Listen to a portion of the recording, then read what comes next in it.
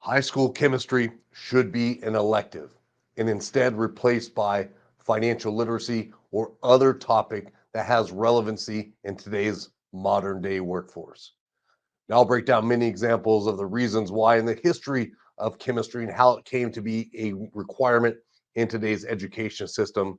But before I get into that, a real quick reason why I think many of you will agree with me here. The subject of chemistry will benefit less than 3% of people in the workplace. So, less than 3% of people out there need chemistry to earn money, earn revenue, and need it for anything to do with their occupation. Yet, 100% of students need financial literacy education, and the majority still aren't receiving it today. We can easily make room for financial literacy and other relevant topics by addressing these outdated subjects that have been with us for years. And chemistry, to get to the history, dates back to the late 1800s. And as a side note, I've been reviewing multiple subjects. I think this is my sixth subject I'm reviewing. All of them can be traced back to the late 1900s, late 1800s, or early 1900s. That's sad. We've had so much development over the last century, and yet we're still relying on topics that were taught over a century ago. Now, back then, it made sense. It made a lot of sense. Let me tell you why. There was a thing called the Morrill Act back in 1862, and it gave colleges land that were helping to address the need for employment back then. And back then, the industry, the opportunities were in agriculture, a big part of it. We had 53% of the population involved in agriculture in the 1860s. So in 1860s, over half the country was involved in agriculture. So it made sense to have chemistry as a part of it. In the Morrill Act, they required these colleges to get land. They had to teach practical agriculture, science, military science, and engineering.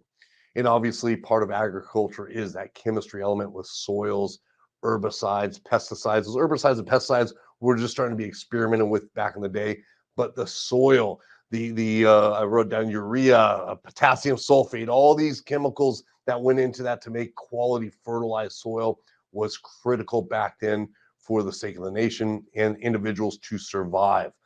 So it made sense back then, but there's been massive changes since then.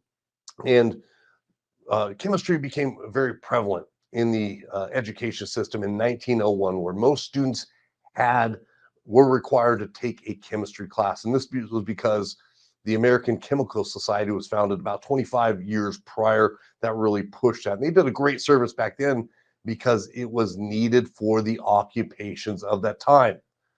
Fast forward 100 plus years, we have 76% of students that still take chemistry in high school, but yet 2 to 3% of the jobs require any knowledge of chemistry whatsoever. You have your forensic scientists, medical researchers, you have your chemists, but it's such a small percentage of the country. So, of those that take chemistry, 97, 98% of people in that class, it's wasted time. It will never benefit them, help them earn income, or help them do anything as it comes to that area. And yet again, 100% of students would benefit from financial literacy education. So instead of teaching budgeting, how to save, basics of living on your own, independent living, the basics that every single human needs, they choose to teach things like this: balancing equations. There's a few steps. First, count the atoms on each side. Second, change the coefficients on one of the substances. Third, count the number of atoms again, and from there, repeat steps 2 and 3 until you've balanced the equation. These are the types of things that they're teaching in chemistry, and it's not needed. I remember my poor teacher, good guy, very good guy, Mr. Birch, great guy, passionate about teaching.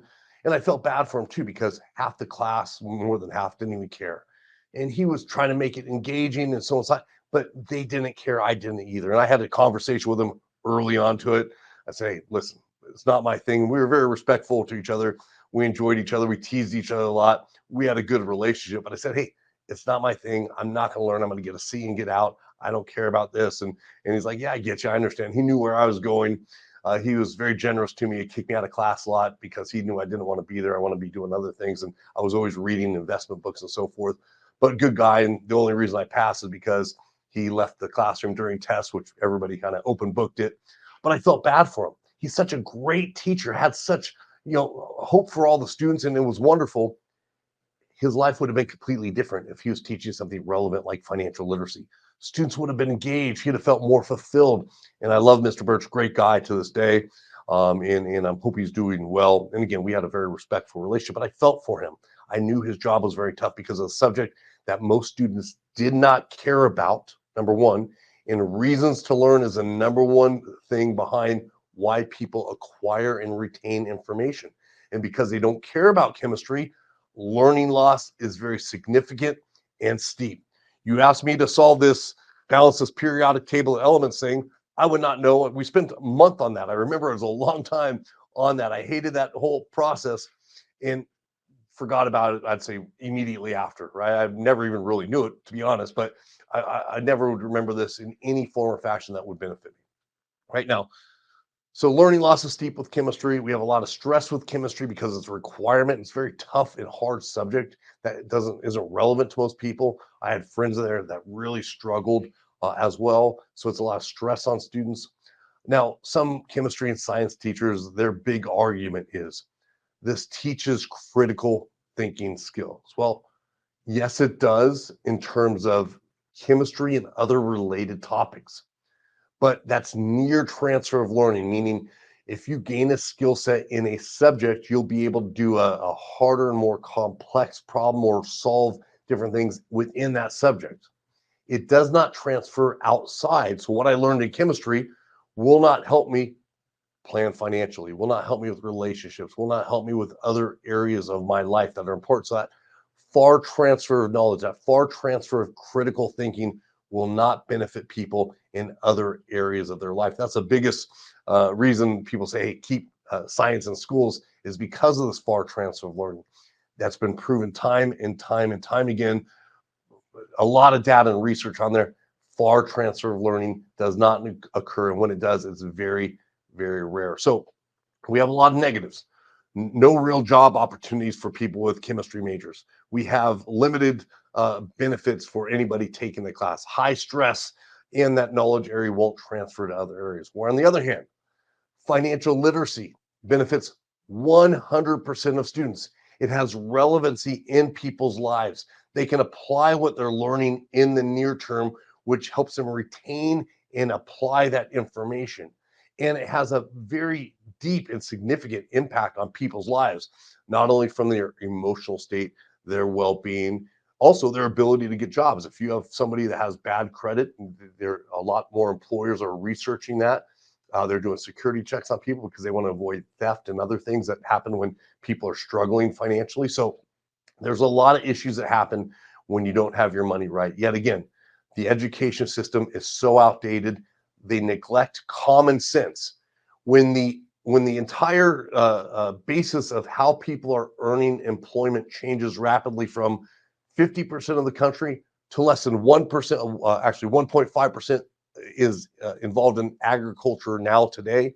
And of that 1.5%, the majority are laborers. So it's not everybody needs to know the soil and so forth. So the vast majority of that don't even need it. Schools have failed to adapt with the changing career paths and opportunities for income today. And they're holding on to these old subjects that make absolutely no sense and will provide absolutely no benefit for the average youth today. In fact, again, 97+% will receive no benefit from that. Financial literacy is different. It can make a lasting difference.